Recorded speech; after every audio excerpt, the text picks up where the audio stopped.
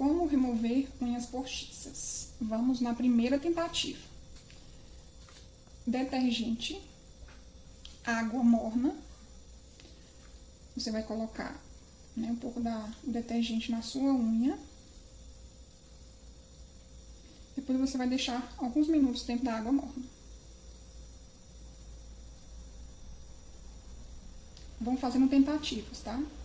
Ela vai soltando.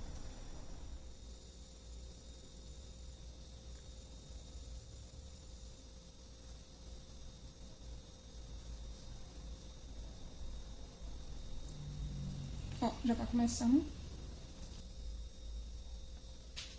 Vamos tirando devagarzinho pra poder não machucar. Agora vocês vão usar a espátulazinha. Vai tentando, ó. Já estão abrindo. Vai devagarzinho.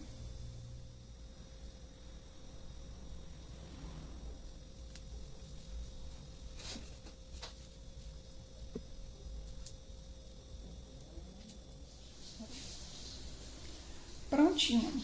Essa mão aqui já saiu. Demorou mais um pouquinho. Agora vamos fazer a tentativa com a acetona. Vocês vão pegar outra vasilhinha, a acetona, e derramar na vasilhinha para cobrir os dedos. Coloca logo os 4 e deixa por alguns minutos.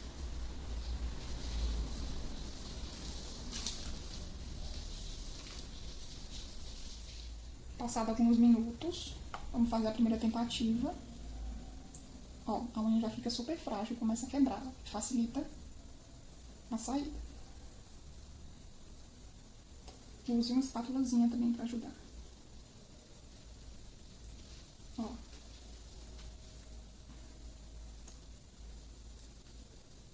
Vamos para mais uma tentativa, após alguns minutos de molho. Ó, saiu. Também.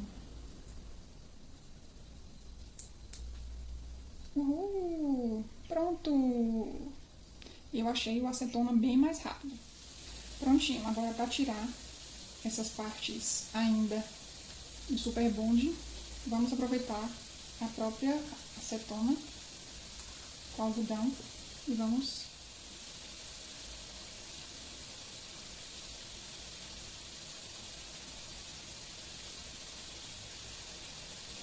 Então é isso. Se você gostou, deixa o seu like.